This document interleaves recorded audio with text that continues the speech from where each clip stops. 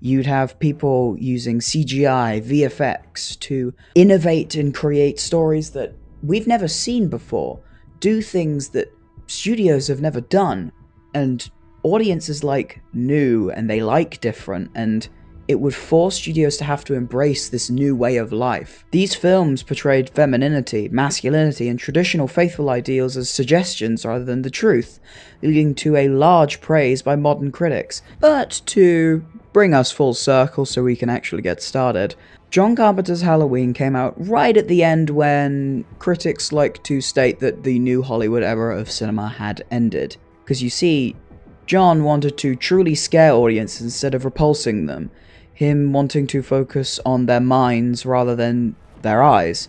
With a mere $300,000, John would be funded by ex-Warner Bros. Executive Irwin Yablon to produce the film independently, as no studio believed in this idea, and with that, the film became history. It created the final girl, mocking religion for being overly skeptical, and prominently showing sexual actions on screen, taking after filmmakers that came before.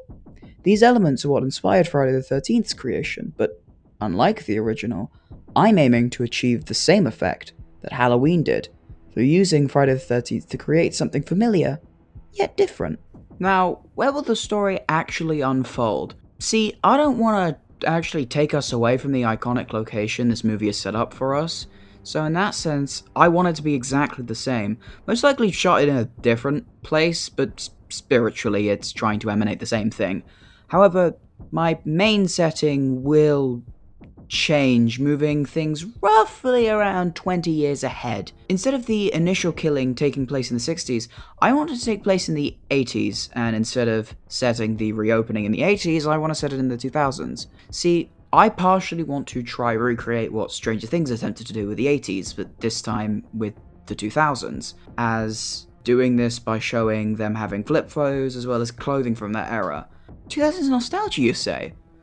Well, many factors play into the sudden re-emergence of Y2K. Thanks to COVID-19, people wanted familiarity, considering we were thrust into such an unfamiliar age. So many people would dive back into their childhoods, and with this, there was also this massive surge in streaming sites, where you can have anything on demand, including a massive array of 2000s movies. This, paired with the rise of TikTok and sharing everything and anything you do, many people would begin absorbing this kind of content. Gen Z now entirely being in their teens, with most being adults having grown up, with content like this, and dominating that social media space, they would begin expressing their